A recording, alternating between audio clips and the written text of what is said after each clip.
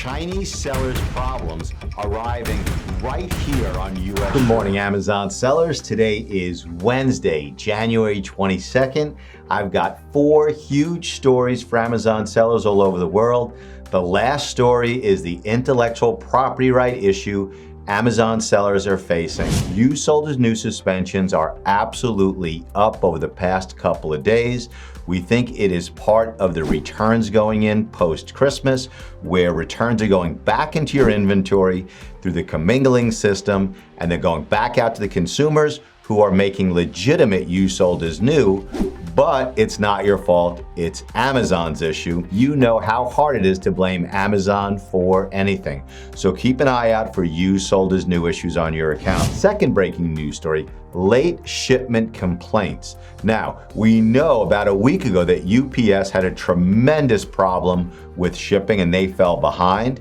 And those complaints are also rolling in. It's not necessarily solely because of UPS, but we are seeing late shipment complaints more than we normally see. Third breaking news story, multiple accounts, related accounts. If you are operating related accounts, you need to be super careful because we are seeing a significant rise in number of sellers who are being rightfully accused of running multiple accounts, and also new sellers who are being accused of having more than one account when they never had another account.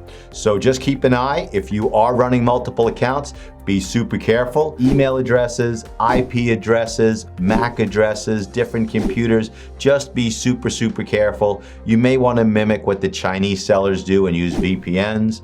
We don't know all the different ways that Amazon identifies related accounts, so be incredibly careful. Intellectual property right complaints.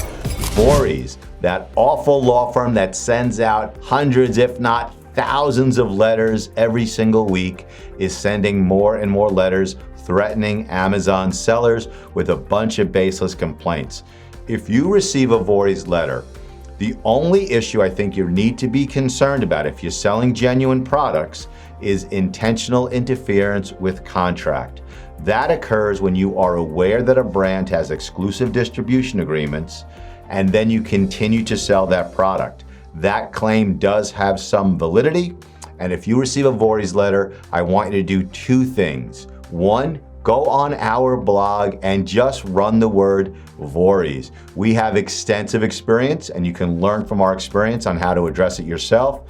And number 2, feel free to call me for some advice on your particular product and the threats that Vorys has made to you. And also, you need to know you do not have to give Vorys any information at all, regardless of what their letter says. They are not the police, they are not a court of law, and they could demand information, but you do not even have to respond. That is today's breaking news for Amazon sellers. Please join me again tomorrow morning for another episode of Amazon Sellers Breaking News. Please like this video, please share this video, and if you have not subscribed to our YouTube channel, please make sure you do.